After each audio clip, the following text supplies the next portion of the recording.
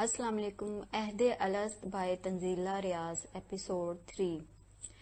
No problem. एक word के ना आने से कोई खास फर्क नहीं पड़ता। इस शख्स ने मुस्कुराहट छुपाकर तसल्ली दी। इस बच्चे की पोजीशन में कोई फर्क नहीं आया था। आप नेक्स्ट वर्ड लिखो। इसने हाथ में पकड़ी 1 क्लास की इंग्लिश की किताब के सफ़ों को उलट पलट किया था। इस बच्चे ने नजरें उठाई थी, ना हाथ में पकड़ी पेंसिल। वो अगला लफ्ज लिखने के लिए तैयार नहीं था। इस बच्चे के चेहरे के तासरात ने इस शख्स को मजीद मुस्कुराने पर मजबूर किया। इसने इतने छोटे बच्चे को कभी इतना शर्मिंदा नहीं देखा था। इसने जरा झुककर बच्चे की आंखों को गौर से देखा। वो पानियों से भरी हुई थी। चंद लम्हों बाद इसने इसी पानी को बहते देखा। इसने मोतजब होकर हाथ में पकड़ी किताब को बंद करके मेज पर रख दिया। आपको क्या चीज परेशान कर रही है? इसने बेहद नरम लहजे में सवाल किया था। बच्चा कुछ भी नहीं बोला था। आप मुझे नहीं बताओगे कि आप क्यों रो रहे हो तो मुझे कैसे पता चलेगा? इसने फिर पूछा। बच्चा आपकी बार खामोश नहीं रहा था। मुझे डर लग रहा है। क्या आपको मुझसे डर लग रहा है? इसकी कोशिश थी कि बच्चे का एतमाद बहाल हो जाए। बच्चे ने नजर उठाकर इसकी जानब देखा, फिर बोला, नहीं, आप तो अच्छे लगे हैं मुझे। वो शख्स फिर मुस्कुराया। वाकई मुझ में क्या अच्छा लगा आपको? इसके चेहरे पर बिखरी मुस्कुराहट बच्चे को हौसला दे रही थी। वो अब रो नहीं रहा था। आप डांटने वाले नहीं हैं, इसलिए अच्छे लगे मुझे। जब कोई गलत काम करे तो डांटने वाला भी बन जाता हूँ। इतना अच्छा नहीं हूँ मैं। वो रिवॉल्विंग चेयर की पुष्ट से टेक लगाकर इत्मीनान से बात कर रहा था, जैसे इस वक्त इस बच्चे से बात करना ही इसके लिए सबसे जरूरी काम हो। मुझे नहीं डांटा आपने, इसने जिताया। वेल, आपने कोई गलत काम भी तो नहीं किया है। मैंने एलिफेंट के स्पेलिंग्स नहीं लिखे। इस बच्चे की आवाज एक बार फिर धीमी हुई। इस शख्स ने कहका लगाने में बुखल से काम नहीं लिया था। ये कोई गलती नहीं है। आपने 6 वर्ड्स के स्पेलिंग्स बिल्कुल ठीक लिखे हैं। मैं इसकी भी तवक्का नहीं कर रहा था। मैं जब आप जितना था तो एक वर्ड भी सही नहीं लिख पाता था। इसकी बात पर बच्चे ने हैरानी से इसे देखा, फिर हैरानी की जगह तासुफ ने ले ली। आपके अब्बू आपको बहुत डांटते होंगे ना? वो बहुत मासूमियत से पूछ रहा था। बिल्कुल भी नहीं, इस शख्स ने फौरन कहा, फिर मजीद बोला, वो खुद भी मेरे जैसे थे। हम सब बड़े जब छोटे होते हैं तो हमें स्पेलिंग्स लिखने में दुश्वारी होती है, जैसे आपको हुई है, लेकिन फिर जब हम दिल लगाकर पढ़ते हैं तो हर दुश्वारी दूर हो जाती है। अगर आप इसलिए परेशान हो कि आपको स्पेलिंग्स नहीं आते तो आप बेफिक्र हो जाओ। ये कोई इतनी बड़ी बात नहीं है। आप तो इतने ज़हीन हो कि आपने एक लफ्ज के स्पेलिंग्स नहीं लिखे, मगर बाकी 6 फौरन लिख लिए थे, है ना? वो समझाने के साथ साथ इस्तफसार भी कर रहा था। गलती गलती होती है। अब्बू कहते हैं एक गलती माफ कर दो तो बच्चे बार बार गलतियां करते हैं। अब्बू को बार बार गलतियां करने वाले बच्चे अच्छे नहीं लगते। मेरे अब्बू को कभी स्पेलिंग्स नहीं भूलते। वो मुझे डिक्टेशन करवाते वक्त आपकी तरह बुक से वर्ड्स नहीं देखते। इन्हें सब वर्ड्स ज़बानी याद हैं। वो इसको जुटला कर बोला था। वो शख्स बहुत मुतासर होकर मुस्कुरा दिया था। इसका वास्ता हर रोज बहुत से बच्चों से पढ़ता था, लेकिन इतनी जहानत से भरपूर बातें करने वाले बच्चे इसने कम ही देखे थे। वो फकत 3 साल का था, लेकिन इसकी बातें 5 साल के बच्चे जैसी थीं। अब्बू कहते हैं गलती की कोई माफी नहीं होती, गलतियां करने वाले पीछे रह जाते हैं। अगर मैं गलतियां करूंगा तो मैं पीछे रह जाऊंगा, फिर मैं डॉक्टर नहीं बन पाऊंगा। वो बच्चा मजीद कह रहा था। इस शख्स को खुद ब खुद समझ आ गया था कि एक लफ्ज के स्पेलिंग न आने की वजह से वो बच्चा परेशान होकर क्यों रोने लगा था। आप डॉक्टर बनना चाहते हो? वो शख्स सिर्फ ये सवाल कर सकता था। जी। इस बच्चे ने गर्दन भी हिलाई थी। आपको डॉक्टर्स अच्छे लगते हैं? इसने फिर पूछा। मुझे अब्बू अच्छे लगते हैं, बस। वो सादगी से बोला था, फिर अपने राइटिंग पैड की तरफ देखकर मजीद कहने लगा, लेकिन मैं इन्हें अच्छा नहीं लगता। मुझसे गलती हो जाती है ना? मुझे एलिफेंट के स्पेलिंग्स भूल गए। वो शख्स एक बार फिर बहुत गौर से इस बच्चे की जानिब देखने लगा। इसका दिल चाहा कि वो बच्चे को समझाए कि एलिफेंट बेशक बहुत बड़ा है, मगर इसके स्पेलिंग्स बहुत छोटे होते हैं और इन्हें भूल जाना तो बहुत छोटी सी गलती है। लेकिन वो खामोश रहा। इस बच्चे के ज़हन में मौजूद गलती का तस्वुर इस शख्स के लफ्जों से ज्यादा जामिया था। गलती की कोई माफी नहीं होती। इसके घर में ये फिक्र अक्सर दोहराया जाता था। वो गलतियां करने का आदी नहीं था, लेकिन फिर भी इसके अब्बू इसे याद दिलाना जरूरी समझते थे। और स्कूल में पहले ही दिन इसने सीख लिया था कि गलती की माफी भी हो सकती है। ये दरअसल गलती के हुजम और माहियत पर मुनहसर है। بہرحال 3 سال کی عمر میں اسے ایک اچھے پرائیویٹ انگلش میڈیم اسکول میں داخلہ مل گیا تھا۔ ایڈمیشن ہونے سے پہلے اسکول کا تصور اس کے لیے بہت نیا اور انوکھا تھا۔ وہ اپنے ماں باپ کا اکلوتا بیٹا تھا، اس کے گھر میں اس کے علاوہ کوئی اور بچہ نہ تھا۔ وہ دوسرے بچوں کے ساتھ تبھی کھیل پاتا تھا جب وہ گجرانوالے اپنا نانا ابو کے گھر جاتا تھا۔ اس کے گھر کے قریب کربو جوار میں جو گھر واقع تھے وہاں بھی بچے موجود تھے، لیکن اس کے ابو کو یہ قطعاً پسند نہیں تھا کہ وہ کھیل کود کے لیے باہر گلی محلے میں نکلے، اس لیے اس کی امی اسے باہر نہیں جانے دیتی تھی۔ وہ گلی محلے میں کھیل کود کا شوقین بھی نہیں تھا، لیکن اسے یہ شوق ضرور تھا کہ اسے اپنے ارد گرد اپنے علاوہ اور بچے بھی نظر آئیں۔ یہی وجہ ہے کہ وہ اسکول جانے کے تصور سے ہی بہت خوش تھا۔ وہ یہ بھی جانتا تھا کہ اسکول میں اسے ہمہ وقت نہیں رہنا، لیکن جتنا وقت بھی رہنا ہے اسے پڑھنا ہے اور اپنا کام توجہ سے مکمل کرنا ہے۔ اس کو پڑھانے لکھانے کی ذمہ داری اس کے ابو کی تھی۔ یہ انہی کی کوششوں کا نتیجہ تھا کہ فقط 3 سال کی عمر میں اسے 6 کلمے، چھوٹی چھوٹی کئی سورتیں اور دعائیں یاد تھیں۔ وہ ابتدائی کلاس کی کتابیں بھی رٹ چکا تھا۔ اس ایک معاملے میں اس کے ابو کوئی سمجھوتا کرنے کو تیار نہیں تھے۔ پڑھائی کے دوران وہ اسے کوئی رعایت نہیں دیتے تھے۔ اتنی چھوٹی سی عمر میں بھی انہوں نے اس کی پڑھائی کے لیے 2 گھنٹوں کا وقت مختص کر رکھا تھا، لیکن ان مخصوص 2 گھنٹوں کے علاوہ بھی جب ان کا دل چاہتا تھا وہ انہیں پڑھانے کے لیے بٹھا لیا کرتے تھے۔ وہ پڑھائی سے گھبراتا نہیں تھا، لیکن کبھی کبھار وہ بہت تھک جاتا تھا، تب بھی وہ کوشش کرتا تھا کہ ابو کو ناراض ہونے کا موقع نہ دے، لیکن تھکن میں اس سے غلطیاں ہو جایا کرتی تھیں۔ اس لیے ایسی صورتحال میں اس کا دل چاہتا تھا کہ وہ کتابیں اور کاپیاں ایک سائیڈ پہ رکھ دے اور ابو کی گود میں لیٹ کر ان سے باتیں کرے، بالکل اسی طرح جیسے وہ اپنی امی کی گود میں لیٹ کر ان سے باتیں کرتا تھا۔ اس کی امی اسے بالکل بھی نہیں ڈانٹتی تھی، لیکن پھر بھی اسے ابو زیادہ اچھے لگتے تھے۔ یہی وجہ ہے کہ وہ ان کی ہر بات ماننے کی کوشش کرتا تھا۔ وہ انہیں کبھی بھی ناراض نہیں کرنا چاہتا تھا۔ وہ جانتا تھا کہ اس کے ابو کو غلطیاں کرنے والے بچے اچھے نہیں لگتے، اس لیے وہ کوشش کرتا تھا کہ اس سے غلطی نہ ہو۔ اس نے سیکھ رکھا تھا کہ غلطی کی کوئی معافی نہیں ہوتی، تبھی غلطی اسے رونے پر مجبور کر دیتی تھی۔ اور اسکول میں پہلے ہی دن اس نے کیا سیکھا تھا؟ غلطی درگزر بھی کی جا سکتی ہے۔ اس کا ننھا سا ذہن یہ بات اتنی جلدی ہضم نہیں کر سکتا تھا۔ وہ یہ بات گھر پہنچتے تک بھول بھی گیا تھا، کیونکہ ابو کے ساتھ اسکول آفس سے نکلتے ہوئے گیٹ کے قریب کھڑی بائک پر بیٹھنے اور پھر گھر پہنچنے تک اس کے ابو نے اسے ایلیفینٹ کے سپیلنگز بھول جانے پر اتنی بار سرزنش کی تھی کہ اس کے ذہن سے نکل گیا تھا کہ غلطی درگزر بھی کی جا سکتی ہے۔ ایسا مت کریں پلیز، اس نے آفس میں داخلہ ہوتے ہوئے سر شعیب کو کہتے سنا تھا۔ سر شعیب وہی شخص تھے جنہوں نے پہلے دن اس کا انٹرویو کیا تھا۔ اسے اسکول آتے ہوئے تقریباً 2 ہفتے ہو چلے تھے اور اس عرصے میں اس نے سر شعیب کو بہت مرتبہ دیکھا تھا۔ وہ اسکول کوآرڈینیٹر تھے۔ کلاس وزٹ میں، بریک کے دوران، اسمبلی سیشن میں یا پھر چھٹی کے وقت راؤنڈ لیتے ہوئے وہ اسے اکثر نظر آ جاتے تھے۔ انہیں مسکراتے دیکھنا اسے اچھا لگتا تھا۔ ان کی مسکراہٹ ہی نہیں، اسکول میں بے شمار ایسی چیزیں تھیں جو اسے اچھی لگتی تھیں۔ وہ ہر دم ہنستے مسکراتے رہنے والا بے حد دوستانہ طبیعت کا مالک بچہ تھا۔ 2 ہفتوں میں نہ صرف ٹیچرز کا بلکہ سب کلاس فیلوز کا پسندیدہ بچہ بن چکا تھا، مگر نہ جانے کیا بات تھی کہ ابو کسی چیز سے مطمئن نہیں ہو رہے تھے۔ انہیں اس کی کتابیں پسند آئی تھی، نہ اس کے ٹیچرز کے پڑھانے کا طریقہ۔ اس نے امی اور ابو کو اس کے متعلق باتیں کرتے بھی سنا تھا، لیکن اس کا ننھا ذہن سمجھ نہیں پایا تھا کہ اسکول میں ایسی کیا چیز ہے جو ابو کے لیے غیر تسلی بخش ہے۔ انہوں نے امی کو بتایا تھا کہ وہ 2-3 بار اسکول فون کر کے بھی اس سے متعلق بات کر چکے ہیں۔ جہاں تک اس کی بات تھی وہ خود بے حد مطمئن تھا۔ اس کی کتابیں بہت آسان تھی۔ وہ ہر روز کا سبق سب سے پہلے یاد کر کے سنا دیتا تھا۔ نوٹ بک پر لکھنے کے لیے جو کام دیا جا رہا تھا وہ بھی سب سے پہلے وہی مکمل کر کے ٹیچر کو چیک کرواتا تھا۔ پھر ایسا کیا تھا کہ ابو مطمئن نہیں ہو پا رہے تھے؟ اسے جب آفس میں بلوایا گیا تو وہ رائم یاد کرنے کے بعد اب باقی سب بچوں کو یاد کروا رہا تھا۔ آفس میں داخل ہونے کے بعد سر شعیب کو گڈ مارننگ کہنے تک اس کی نظر دوسری طرف کرسی پر نہیں پڑی تھی۔ وہ جب کمرے کے بالکل وسط میں پہنچا تھا تو اس نے ابو کو بیٹھے دیکھا تھا۔ اسے انہیں وہاں دیکھ کر بہت خوشی ہوئی تھی۔ وہ دوڑ کر ان کے قریب گیا، پھر اسے یاد آ گیا تھا کہ وہ اسکول آفس میں ہے۔ وہ مسکراتے چہرے کے ساتھ ان کے پاس آ کر بیٹھ گیا، کھڑا ہو گیا تھا۔ تبھی اس نے سر شعیب کو دوبارہ کہتے سنا، ایسا مت کریں پلیز۔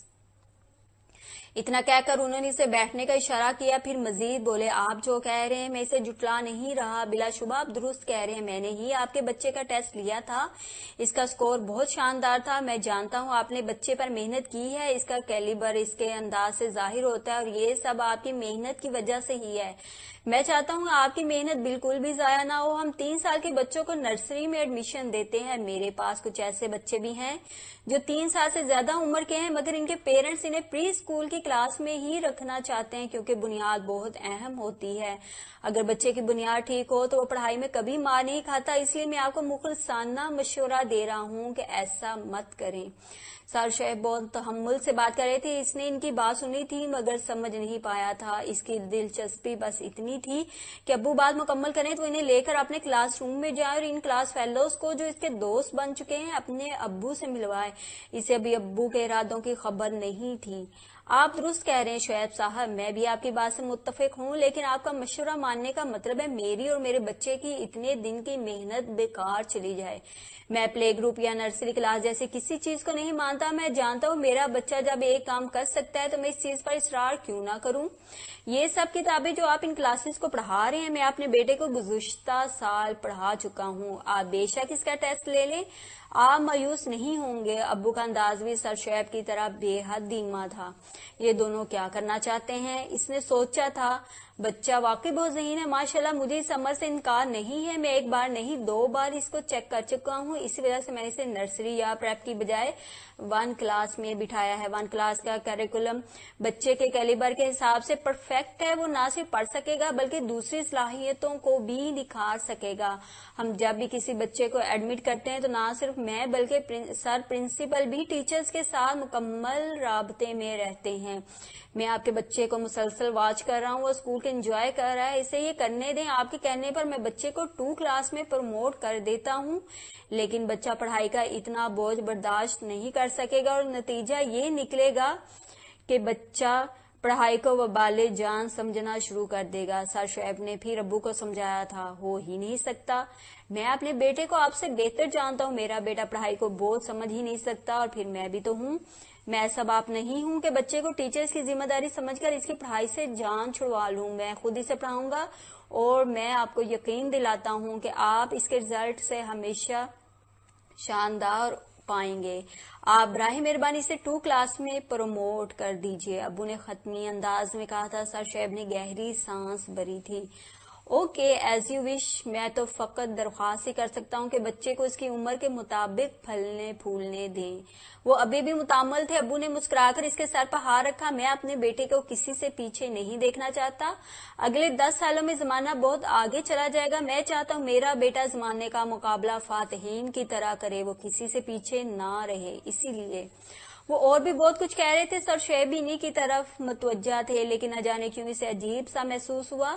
سر شعیب ابو کی بات سن ضرور رہے تھے لیکن ان کے انداز میں رضامندی نہیں تھی، اسے اب ان دونوں کی گفتگو سے الجھن سی ہو چلی تھی۔ سر شعیب نے ابو سے بات کر لینے کے بعد پیون کا اس کا بیگ لانے کے لیے کہا تھا، لیکن کیوں؟ اس کا دل چاہا کہ وہ پوچھے، لیکن اسے ڈر تھا کہ ابو ڈانٹ دیں گے۔ اس کا بیگ جونیئر سیکشن کے سب سے آخری کلاس روم میں رکھ دیا گیا، اس کی ساری کتابیں اور نوٹ بکس واپس لے لی گئی تھی، کل آپ کو نئی بکس اور نوٹ بکس مل جائیں گی، اس کی نئی ٹیچر نے کہا تھا۔ ابو جو اسے نئے کلاس روم میں بٹھا کر وہیں کھڑے تھے، ٹیچر کی بات سن کر مطمئن ہو کر واپس چلے گئے تھے۔ اس نے تحیر و خوف کے ملے جلے جذبات میں گھر کر کلاس روم میں بیٹھے بچوں کو دیکھا تھا، وہ سب اسے خود سے بڑے لگے تھے، اسے عجیب طرح کی اداسی نے گھیر لیا، اسے اپنی آنکھوں کے کنارے نم محسوس ہوئے تھے۔ کیا میں اب ہر روز اسی کلاس روم میں بیٹھا کروں گا؟ اس نے خود سے سوال کیا تھا، اسے کچھ بھی اچھا نہیں لگ رہا تھا، نیا کلاس روم، نئے کلاس فیلوز اور نئے ٹیچرز، سب اسے الجھن میں مبتلا کر رہے تھے۔ وہ چپ چاپ اس ڈیسک پر بیٹھ گیا جس پر ٹیچر نے اسے بیٹھنے کے لیے کہا تھا، مینڈ مائی شوز کوبلر کوبلر۔ اس کے کانوں میں وہی پوئم گونجنے لگی جو وہ پرانی کلاس میں بچوں کو یاد کروا رہا تھا۔ वहाँ कुछ भी अच्छा नहीं है। इसने घर में दाखिल होते ही मुंह बसूर कर अम्मी से कहा था 1 क्लास में वो एक ही दिन में एडजस्ट कर गया था, जबकि 2 क्लास में वो एक हफ्ते में भी ऐसा नहीं कर पाया था। इससे वाकई यहाँ कुछ अच्छा नहीं लगता था। इसे अगले ही दिन नई बुक्स और नोटबुक्स फराहम कर दी गई थी। 1 क्लास की बुक्स की निस्बत वो तादाद में ज्यादा भी थी और मुश्किल भी, लेकिन वो पढ़ाई से घबराने या डरने वाला नहीं था। डरने और घबराने के लिए क्लास फेलोज का रवैया ही काफी था। इसे न जाने क्यों वहाँ किसी बच्चे का रवैया अच्छा नहीं लगता था। 1 क्लास में भी कुछ बच्चे ऐसे थे जो इससे बड़े थे, लेकिन 2 क्लास में तो ऐसे बच्चों की अक्सरियत थी जो इससे बड़े थे। इनके अंदाज में भी बड़ों वाले थे। वो दोस्त जमाकर बात करते थे। इन्हें एक छोटे दोस्त की जरूरत नहीं थी जो क्लास में इनके स्टेटस को हिला देने के लिए आया था। टीचर्स इससे प्यार करती थी। उन्हें इस क्लास के सबसे ज़हीन बच्चे के साथ बिठाया गया था, लेकिन वो बच्चा इसे जरा भी अच्छा नहीं लगा था। वो इस पर रौब जमाता था, इसकी नोटबुक्स में गलतियां ढूंढता रहता था, इसका मजाक उड़ाता था और सबसे बढ़कर इसने बाकी क्लास फेलोज को इसके साथ दोस्ती करने और खेलने से रोक दिया था। ये सब चीजें इसे हर्ट करती थी और वो ठीक से पढ़ भी नहीं पाता था। इसलिए इसने अम्मी के सामने खुल्लम खुल्ला अपनी नापसंदीदगी का इजहार कर दिया था। इसे पता नहीं चला था कि अकब में अब्बू भी इसकी बातें सुने हैं। ये बात इसे तब पता चली थी जब वो शाम को पढ़ने के लिए इनके पास बैठा था। साइंस के टेस्ट में इतनी खराब हैंड राइटिंग वजह उन्होंने एक नोटबुक इसके सामने की थी। इस टेस्ट में इसने फुल मार्क्स लिए थे, लेकिन हैंड राइटिंग जिल्लत में लिखने के बायस वाकई अच्छी नहीं थी। मैं ऐसी बातों पर कोई कंप्रोमाइज नहीं करूंगा, खबरदार ये गलती आइंदा दोहराई तो। उन्होंने अपने मखसूस लहजे में वार्निंग दी थी। पढ़ाई के वक्त वो बेहद संजीदा हो जाते थे। सॉरी अब्बू, इसने माजरत की। देखो बेटा, सॉरी कह देने से काम नहीं चलेगा। आप अगर दिल लगाकर नहीं पढ़ोगे तो डॉक्टर कैसे बनोगे? इसके लिए बहुत मेहनत करनी पड़ती है। आप तो अभी से घबरा गए हो, तो मजीद बड़ी क्लास में जाकर क्या करोगे? वो इसे समझाने लगे थे। अब्बू, मुझे वहाँ कुछ अच्छा नहीं लगता, इसने झिझकते हुए कहा था। अम्मी से कहते वक्त इसका अंदाज और तरह का था, लेकिन अब्बू से कहते वक्त वो थोड़ा सा डर भी रहा था। आपको अपनी बुक्स पसंद नहीं आई? उन्होंने सवाल किया था। नहीं, बुक्स तो अच्छी हैं, इसने साबका अंदाज में जवाब दिया था। तो फिर? उन्होंने मजीद इस्तफसार किया। वहाँ कोई मेरा दोस्त नहीं है, कोई मेरे साथ नहीं खेलता, वो सब आपस में बातें करते हैं, वो मुझे अच्छा नहीं समझते अब्बू। इसने अब्बू को बिलाकर अपना मसला बता दिया था। वो इन्हें इस लड़के के मुतालिक बताने लगा था जो क्लास में फर्स्ट आता था, लेकिन वो बहुत लड़का था और वो अक्सर इसके साथ झगड़ा करने की कोशिश करता था। अब्बू ने इसकी सारी बात तफसील से सुनी थी और सुनने के बाद वो इत्मीनान से बोले थे, ये कोई इतना बड़ा मसला नहीं है कि वो तुम्हारे साथ नहीं खेलता। जब वो इसे इस अंदाज में समझाते थे तो इनके लहजे से सारा लाड प्यार खत्म हो जाता था। मुझे एक बात कह लेने दो कि स्कूल कोई खेलने की जगह नहीं है। ये जॉयलैंड या सिंधबाद नहीं है कि जहाँ तुम्हारे मामू तुम्हें झूला दिलवाने ले जाएंगे। वहां तुम पढ़ने जाते हो, इसलिए तुम्हें वहां पढ़ना ही है। अगर कोई बच्चा तुम्हारे साथ नहीं खेलता या वो आपस में खेलते रहते हैं तो तुम्हें परेशान होने की जरूरत नहीं। तुम अपना काम करो, इन्हें अपना काम करने दो। और मैं तुम्हें बता चुका हूँ तुम्हारा काम क्या है, पढ़ाई और बस पढ़ाई। इस बात से कोई फर्क नहीं पड़ता कि क्लास में तुम्हारे कितने दोस्त हैं, लेकिन इस बात से बहुत फर्क पड़ता है कि क्लास टेस्ट में तुम्हारे कितने मार्क्स हैं। कम दोस्त हैं तो भी खैर है, लेकिन कम मार्क्स हैं तो तुम्हारी खैर नहीं। तुम्हें सब क्लास फेलोज को पढ़ाई में बीट करना है, खेल कूद में नहीं। इसलिए ऐसी किसी बात की परवाह मत करो। आइंदा मैं तुम्हें किसी ऐसी फजूल या अहमकाना बात के लिए परेशान मत देखूं। वो इसे एक बार फिर वार्न कर रहे थे। इसे सब बातें समझ में आई थी, मगर हमेशा की तरह कुछ बातों के लिए इसका जहन अजीब उलझन का शिकार हुआ था। मगर चूंकि अब्बू कह चुके थे कि ये फजूल और अहमकाना बात है, इसलिए इसने इस बात को जहन से झटक दिया था या फिर झटकने की कोशिश की थी। तुम 5th क्लास में हो? उज़ैर ने अजहद हैरानी में घिरकर इसका तफसीली जायजा लिया था। एक झिंपी हुई मुस्कुराहट इसके चेहरे पर फैल गई। अस्पताल में गर्दन हिलाते हुए इसे अजीब से खजालत महसूस हुई। अगरचे हैरानी के ये तासरात इसके लिए नए नहीं थे। वो लोग जिससे पहली बार मिलते थे इसी तरह हैरानी का शिकार हो जाया करते थे, लेकिन फिर भी न जाने क्यों उज़ैर के सामने इस अमर का इकरार करते हुए इसे शर्मिंदगी हुई। तुम्हारी एज क्या है? उज़ैर ने एक और सवाल किया। इसका जवाब सुनकर वो पहले से भी ज्यादा हैरान हुआ। इसने इसके कजन बिलाल की तरफ دیکھا تھا, میں بھی 7 سال کا ہی ہوں, مگر میں تو ابھی 3 کلاس میں آیا ہوں. 7 سال کے سب بچے 3 کلاس میں پڑھتے ہیں, پھر میری کلاس میں سب بچے میرے جتنے ہیں, پھر تم 5th کلاس میں کیسے آ گئے؟ عزیر کے تفتیشی انداز نے اسے مزید شرمندہ کیا. کلاس میں اور اسکول میں بھی اسے ایسے ریمارکس سننے کو ملتے تھے, مگر وہاں سب لوگ عادی ہو چکے تھے. وہ جس اسکول میں پڑھ رہا تھا وہاں سب اس کو جانتے تھے, سب ٹیچرز کو بھی اس کا پتا تھا. اس نے پڑھائی میں ہمیشہ آؤٹ اسٹینڈنگ کارکردگی کا مظاہرہ کیا تھا. ایک ذہین و فطین بچے کے طور پر ہمیشہ اس کو سراہا گیا تھا, لیکن دوسری طرف دوستوں کے معاملے میں وہ زیادہ خوش قسمت نہیں تھا.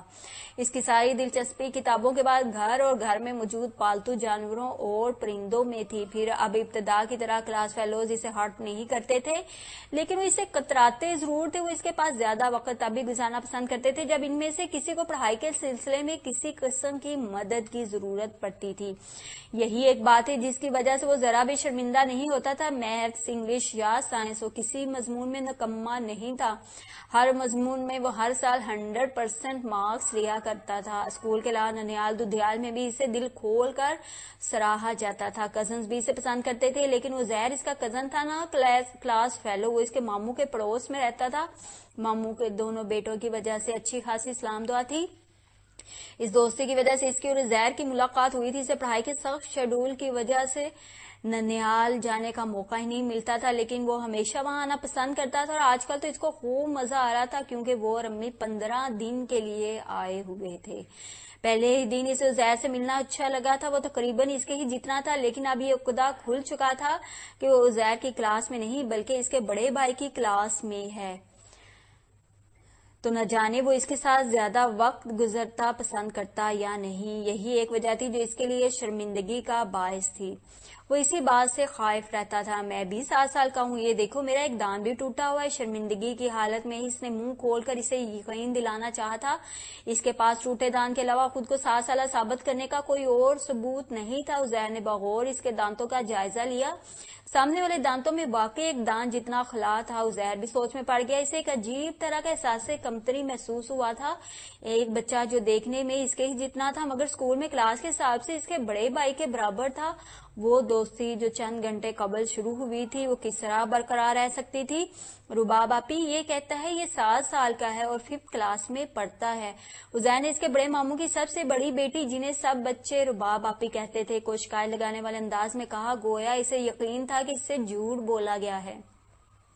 وہ سچ کہہ رہا ہے. رباب آپی نے مسکرا کر تائید کی. وہ لان میں بیٹھی کوئی جنرل مکمل کر رہی تھی. تم سب نکموں کو اس سے سبق سیکھنا چاہیے. تم دونوں جتنا ہے یہ بھی, لیکن تم دونوں سے زیادہ ذہین ہے.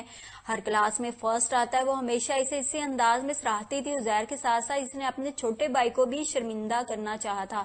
میں بڑا ہو کر ڈاکٹر بنوں گا, اس لیے مجھے بہت زیادہ پڑھنا پڑتا ہے. میرے ابو کہتے ہیں کہ ڈاکٹر بننا ہو تو اسی طرح زیادہ پڑھائی کرنی پڑتی ہے.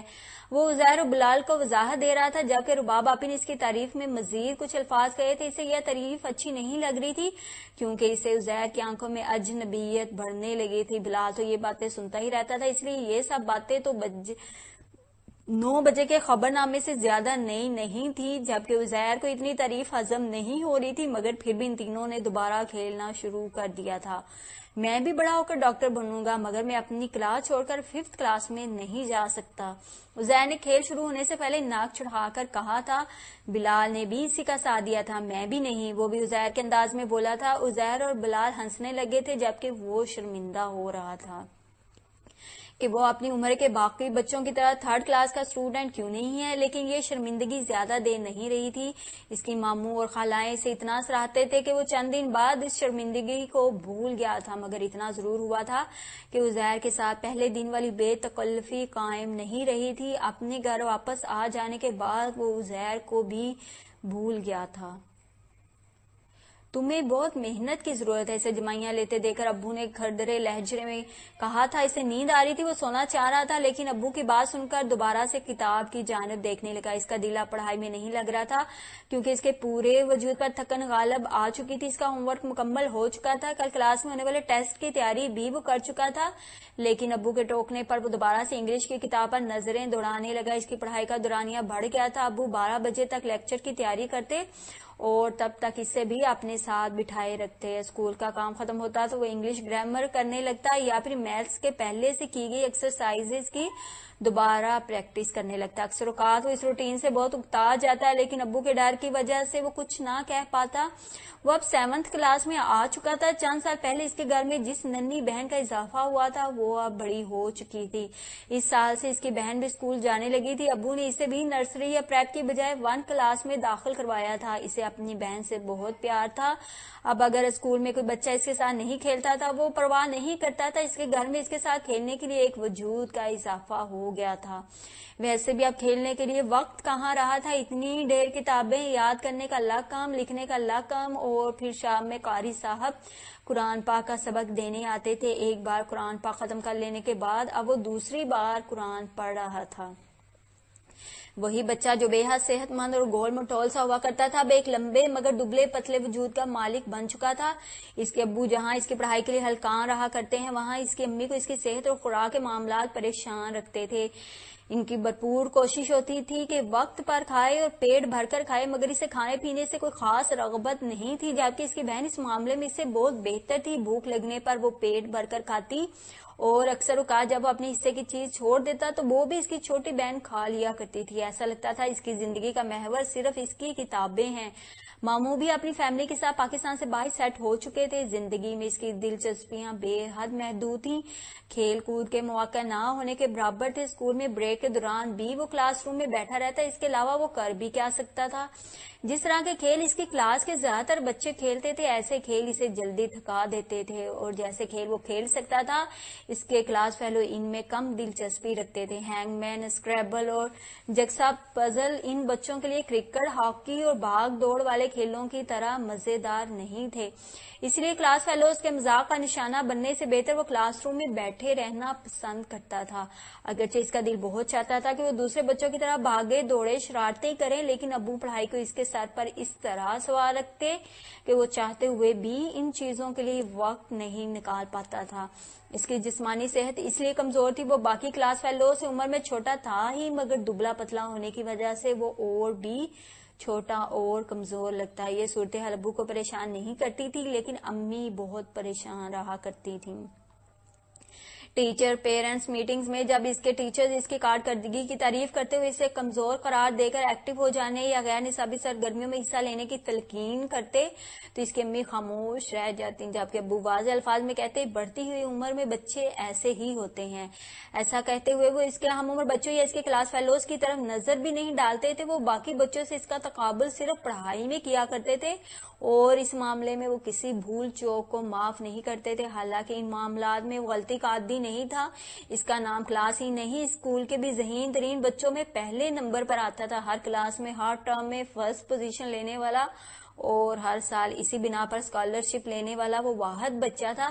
اس کے ریکارڈز اینڈ بریکبل تھے, لیکن اس کے باوجود یہ امر حیران کن تھا کہ اس کے کلاس فیلوز اور ٹیچرز کے علاوہ باقی اسکول فیلوز کے لیے اس کا چہرہ انجان تھا. سب اس کے نام سے واقف تھے مگر اس کو اس کے چہرے سے کوئی نہیں پہچانتا تھا. اس کی واحد اور سب سے بڑی وجہ یہی تھی کہ وہ کتابوں کے علاوہ کسی سرگرمی میں حصہ نہیں لیتا تھا. وہ اسکول کے کسی فنکشن میں نہیں آتا تھا.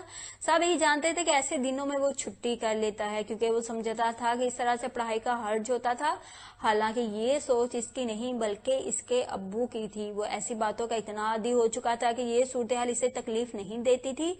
تبھی ان کی کلاس میں ایک نئے بچے کا اضافہ ہوا. یہ بچہ سلمان حیدر تھا. تم واپس جانا نہیں چاہتے؟ شہروز نے گود میں پڑی آڑوؤں کی سب گٹھلیاں ٹیبل پر رکھ کر ٹیشو پیپر کے کیس سے ٹیشو پیپر کھینچتے ہوئے پوچھا تھا. میرے چاہنے نہ چاہنے سے کیا ہوتا ہے, جانا تو پڑے گا نا. اس نے کشن ایک بار پھر آنکھوں پر رکھ لیا تھا. شہروز کو یکدم احساس ہوا وہ بہت سست لگ رہا تھا. شہروز چند لمحے اس کی جانب دیکھتا رہا, پھر اس نے ٹیبل پر پڑا میگزین اٹھا لیا. عمر اور اس کے درمیان سنجیدہ نوعیت کی گفتگو کبھی کسی تیسرے کی موجودگی میں نہیں ہوئی تھی. وہ دونوں اگر ایک دوسرے کے ساتھ خوشیاں بانٹتے تھے تو دکھ کہنے کے لیے بھی انہیں ایک دوسرے سے بہتر رازدان میسر نہیں تھا, اور یہی ان دونوں کی مضبوط دوستی کی بنیاد تھی. نیکسٹ سنڈے کو انوائٹ کیا ہے. انکل آفاق نے ارم بابی سب سے پہلے خبر لائی تھی. مبارک ہو بھائی. بہروز, مہروز بھائی اور پھر پھپھا, تایا جان, تائی امی ایک کے بعد ایک لاؤنج میں چلے آئے تھے. شہروز نے عمر کی دوستی کا حق ادا کر دیا. माशाल्लाह बहुत अच्छी जोड़ी है। पुप्पो ने सबको एक साथ रहा था, माहौल एकदम बहुत खुशगवार हो गया था। सभी अगले इतवार होने वाले फंक्शन को लेकर बहुत खुश थे। पुप्पो और ताई अम्मी यानी ज़ारा और शहरोज की मम्मीज का तो ये फेवरेट डिपार्टमेंट था। वो खानदान और खानदान से बाहर बच्चे बच्चियों के रिश्ते जोड़ने में माहिर समझी जाती थी। एक हफ्ता भी नहीं है दरमियान में बहुत काम करने वाला। दोनों भाभीियों को शॉपिंग का क्रेज था। फाक साहब ने ज्यादा बड़ा फंक्शन नहीं रखा, बाकायदा मंगी वगैरह टाइप कुछ नहीं है, बस एक तरह का डिनर समझ लें और सिर्फ हम घर वालों को इनवाइट किया है। उन्होंने रिंग वगैरह लाने से भी मना किया है। शहरोज की मम्मी ने बतौर खास मुनव्वर साहब की तरफ देकर कहा था क्योंकि इन्हें ये सारी बातें अमायमा की वालदा ने बताई थी। मुझे भी आने की इजाजत मिली है या नहीं? उमर ने चिढ़कर कहा था, लेकिन आवाज मध्यम थी। शहरोज और महरोज भाई ही सुन पाए थे इसका ववेला। इनके चेहरे पर मुस्कुराहट फैल गई। डैडी उमर तो जाएगा ना हमारे साथ? वो उमर का सवाल अब्बा आवाजें बुलंद पूछ रहे थे। इसके अलावा सब मुस्कुरा रहे थे। ऑफ कोर्स जाएगा, हम अपनी खुशी अपने तरीके से सेलिब्रेट करेंगे। उमर भी जाएगा और रिंग भी ले जाएंगे हम, बल्कि जो भी जरूरी लवाजमात है, गिफ्ट्स वगैरह वगैरह सब खरीद लें आप लोग। आफाक साहब को हम खुद समझा लेंगे, परेशान नहीं होना उमर। मुनव्वर साहब के कहने पर उमर भी खजालत भरी हंसी हंस दिया था। इसकी आंख किसी अनजाने खौफ से खुली थी। लम्हा भर के लिए वो समझ नहीं पाया था कि वो क्या चीज है जिसने इसे नींद से बेदार किया है। इसकी आंखें नींद के बोझ से इस कदर हलकान थी कि वो ठीक से देख भी नहीं पा रहा था। इसे फिर महसूस हुआ जैसे किसी ने दरवाजे पे दस्तक दी है। इसने करवट बदलकर इस दस्तक को इग्नोर करना चाहा था, मगर इसकी इतना इंतहाई कोशिश के बावजूद ऐसा कर नहीं पाया था। पहली दफा इसे अपने जिस्म की लाचारी से खौफ आया। वो हरकत क्यों नहीं कर पा रहा था? ऐसा क्या हुआ था इसके जिस्म के साथ कि वो हाथ हिलाने से भी कासिर था? ये सब इसके साथ क्यों हो रहा था? इसे समझ नहीं आ रहा था। इसी दौरान दस्तक ज्यादा तेजी से होने लगी थी। इसने दिल ही दिल में सोचा था कि जो भी आया है खुद ब खुद वापस चला जाए। वो उठकर दरवाजा नहीं खोल सकता था। एक लम्हे बाद दस्तक रुक गई थी। इसने गहरी सांस भरी थी और तभी से एहसास हुआ था वो ठीक से सांस भी नहीं ले पा रहा। इसे मजीद खौफ आया। ऐसा पहले कभी नहीं हुआ था। क्या इसकी तबीयत खराब हो रही थी? क्या इसे मौलिज की जरूरत थी? दस्तक एक बार फिर होने लगी थी। अब की बार इसने अपने खौफ पे काबू पाने की कोशिश की। इसे उठकर दरवाजा खोलना चाहिए था, ये जरूरी था, वरना कैसे पता चलता कि कौन इसे मिलना चाहता था। इसने हिम्मत मुजतमा करके फिर उठने की कोशिश की, मगर इस बार भी नाकामी का मुंह देखना पड़ा। वो उठ नहीं पा रहा था। दस्तक देने वाले ने नाकाम होकर दरवाजा खुद खोल दिया था। वो जो कोई भी था इसके लिए बिल्कुल अनजान था। मेरा बच्चा कहाँ है? मुझे मेरा बच्चा चाहिए, मुझे मेरा बच्चा वापस कर दो। और तब इसे एहसास हुआ कि कमरे के अंदर आने वाला वजूद कोई मर्द नहीं बल्कि एक औरत थी। इसने फिर उठना चाहा था। ये बड़ी मायूब बात थी कि वो एक औरत की मौजूदगी के मुताल्लिक जानने के बावजूद इसी चित हालत में लेटा रहा, मगर इसका वजूद जैसे इसके कहने का नहीं रहा था। इसे खौफ के साथ साथ शर्मिंदगी भी महसूस हो रही थी। इसने पहले कभी ऐसी जहालत का मुजाहरा नहीं किया था। वो तो बहुत तमीजदार शख्स के तौर पर जाना जाता था। तुम्हें ये सब नहीं करना चाहिए था। मेरे बच्चे ने भरोसा किया था तुम पर, इसका तुमने ये सिला दिया। तुमने एक बार नहीं सोचा कि तुम गलत कर रहे हो बल्कि गुनाह कर रहे हो। किसी के भरोसे को तोड़ते हुए तुम्हें जरा एहसास नहीं हुआ कि किसी के मासूम वजूद से खेलना गुनाह है। इसने बोलना चाहा था, वो बताना चाहता था कि ये सब सच नहीं है, मगर लफ्ज फिर जैसे कहीं अंदर दबे रह गए थे। इसने अपने आप को बेइंतहा बेबस महसूस किया। वो बोल नहीं पा रहा था। वो बोलता था तो इसके मुंह से अजीब सी आवाजें निकलने लगती थी। वो औरत जिसे इसने पहले कभी नहीं देखा था, इसकी खामोशी से उकताकर मजीद आगे बढ़ आई थी। मैं अपना बच्चा ले जाने आई हूँ और मैं इसे लेकर ही जाऊंगी। तुम्हारी बेहतरी इसी में है कि तुम इसे वापस कर दो। मुझे नहीं पता तुम क्या कर रही हो। मैं तुम्हारे बच्चे को नहीं जानता, मैं तुम्हें भी नहीं जानता कि तुम कौन हो, तुम क्यों मुझे परेशान कर रही हो। मेरी तबीयत पहले ही खराब है। इसने ये सब बड़ी हिम्मत से कहा था। इसे बोलने के लिए भी बहुत हिम्मत दरकार थी। इसका हर अज़ू जैसे फालिज ज़दा हो चुका था। इस औरत ने शायद कुछ भी नहीं सुना था। मैं तुम्हारी मिन्नत करती हूँ, तुम्हारे आगे हाथ जोड़ती हूँ, इस तरह खामोश मत रहो। मैं बहुत उम्मीद लेकर तुम्हारे पास आई हूँ। मेरा बच्चा मुझे वापस कर दो। وہ عورت یکدم رونے لگی تھی، اسے دکھ کی لہر نے اپنے حصار میں لیا۔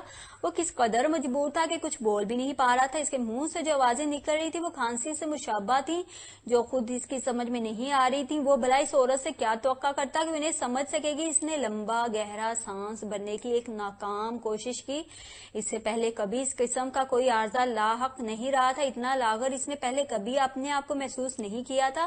ایسا کیوں تھا؟ اسے یکدم لگا کہ شاید وہ سمجھ پا رہا ہے کہ اس کے ساتھ ایسا کیوں ہو رہا ہے۔ اسی اسنا میں وہ عورت اس کے قریب ہوئی تو اسے لگا اس کا سانس مزید بند ہونے لگا۔ اس عورت نے اس کے گرے بان کو ہاتھوں میں پکڑ لیا تھا۔ حیرانی والی بات یہ تھی کہ اتنا قریب ہو کر بھی اس عورت کے چہرے کے خد و حال واضح نہیں ہو رہے تھے۔ گناہگار ہو تم، گناہگار، اور میں تمہیں کبھی معاف نہیں کروں گی، کبھی بھی نہیں۔ وہ عورت چلا چلا کر بولنے لگی تھی اور تب اس کی سمجھ میں آ گیا تھا وہ کیوں بول نہیں پا رہا، اس کا وجود اس کے اپنے قابو سے باہر کیوں ہو رہا تھا۔ اس نے آیت الکرسی کی تلاوت شروع کی تھی۔ اس عارضہ کا یہی ایک واحد حل تھا کہ وہ نیند سے بیدار ہو جاتا۔ اس بار اسے اتنی رکاوٹ کا سامنا نہیں کرنا پڑا تھا۔ آیت الکرسی کے بعد اس نے موعظ 3 کی تلاوت شروع کی تھی۔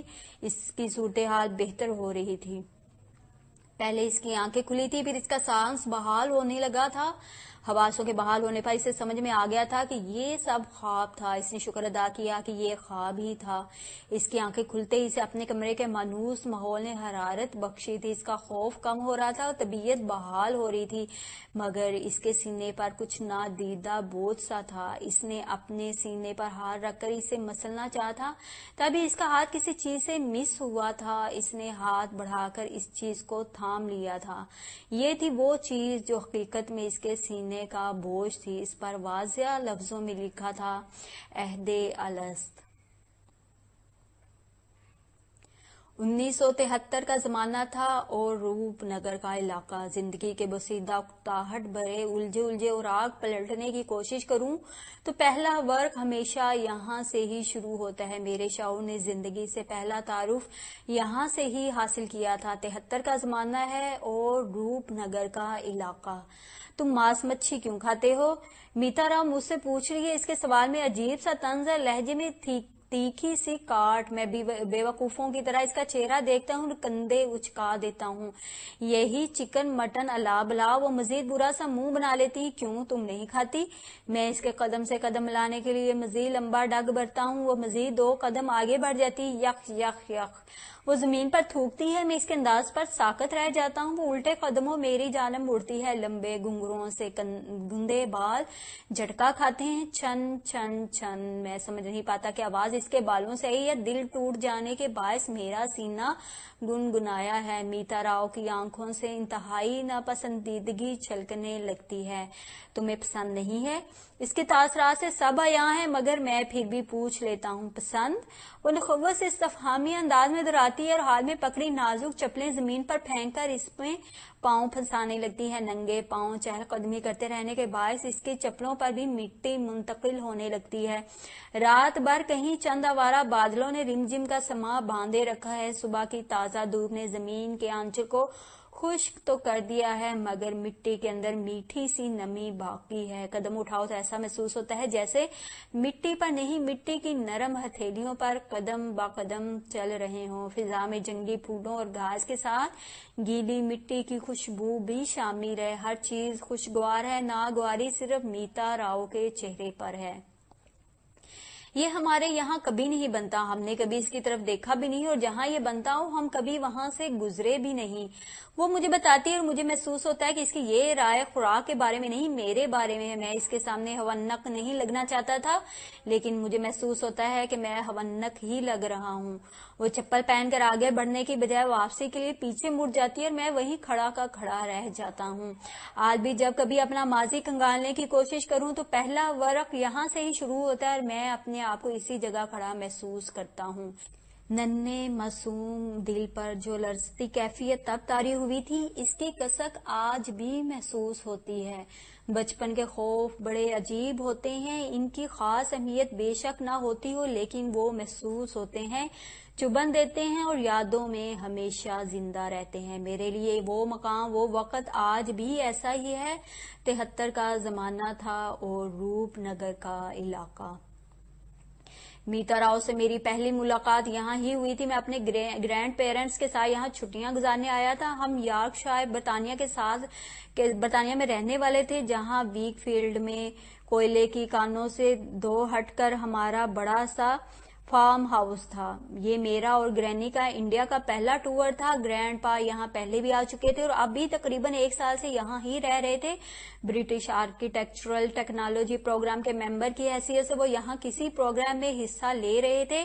یہ کافی بڑا پروجیکٹ تھا اور گرینڈ پا سارا دن سائٹ پر مصروف رہتے یا اپنے آفس میں پینسل اور گراف پیپر کے ساتھ مگن نظر آتے تھے. میں اور گرینی فطرت کی خوبصورتی سے مالا مال روپ نگر سے متاثر تھے, لیکن فراغت ہمیں تھکانے لگی تھی. تب گرینی نے اس کا ایک اچھا حل ڈھونڈ نکالا. انہوں نے گھر کے دلان میں ایک کوچنگ سینٹر کھول لیا. یہ گھر ہماری رہائش کے لیے دیا گیا تھا اور کافی بڑا تھا. کوچنگ سینٹر کے قیام کے چند دنوں بعد ہی ہمارے دلان میں مقامی بچے بھاگتے دوڑتے نظر آنے لگے. میتا راؤ بھی اپنے 2 چھوٹے بھائیوں کے ساتھ انگلش اور جغرافیہ پڑھنے کے لیے آتی تھی. وہ گرینڈ پا کے انڈین کلیگ کی بیٹی تھی. وہ نہ صرف بے حد پرکشش تھی بلکہ اس کی شخصیت میں ایک عجیب طرح کی طرح داری تھی. عمروں کے تفاوت کے باوجود سب بچے آپس میں گل مل گئے تھے, لیکن میتا راؤ کسی کو زیادہ خاطر میں نہیں لاتی تھی. وہ شہزادیوں کی سی آن بان لیے زیادہ تر خاموش بیٹھی رہتی. وہ عمر میں بھی باقی بچوں سے بڑی تھی اور اس کے انداز میں بھی نخوت جھلکتی تھی, جس کی بنا پر باقی بچے اسے ناپسند کرتے تھے, لیکن میرا دل نہ جانے کیوں اس سے دوستی کرنے کے لیے مچلتا رہتا تھا. گرینی ویکینڈ پر ہمیں چہل قدمی کے لیے جنگل کی جانب لے جاتی تھی اور دراصل روپ نگر ایک بڑا ہی خوبصورت علاقہ تھا. اس کا ظاہری روپ سبزی مائل تھا اور پسماندگی اور سادگی اس کے ہر انداز سے جھلکتی تھی. جنوبی پنجاب انڈیا میں واقع یہ خوبصورت علاقہ ستلج کے پانی کی مہمان وازی سے خوب لطف اندوز ہوتا تھا, اسی لیے سبزہ تمانیت کی طرح اس کے چہرے پر بکھرا تھا. یہاں کے باسی اس کی لہلہاتی فصلوں کے روپ میں روپ نگر کی فراخ دلی سے خوب فائدہ اٹھاتے تھے, لیکن اس کے باوجود اس کی پیشانی پر تیریاں نہیں ہوتی تھی بلکہ مسکراہٹ اس کے ہونٹوں کے کناروں سے چھلکتی رہتی. روپ نگر کا روپ اتنا سادہ تھا کہ جیسے کوئی صحت مند بیلش لڑکی سنہرے بالوں کو چھپائے اپنے حسن سے لاپرواہ کوئی علاقائی گیت اپنے کام میں مصروف ہو. روپ نگر کے اس روپ کے سامنے ورڈز ورتھ کی سولیٹری ریپر بھی پانی بھرتی نظر آتی. میتا راؤ پہ نہ جانے کیوں اس نے کوئی اثر نہیں ڈالا تھا. ہمارے ساتھ پکنک پر جاتے ہوئے بھی وہ ہمیشہ سپاٹ چہرہ بنائے رکھتی. اس کی مسکراہٹ چاند گرہن کی طرح تھی, یعنی سال میں کبھی کبھار, اور مجھے نہ جانے کیوں چاند گرہن سے اس درجہ الفت محسوس ہونے لگی تھی کہ باقی بچوں کو چھوڑ چھاڑ اس چاند گرہن کے درشن کی خاطر میتا راؤ کے آس پاس منڈلاتا رہتا.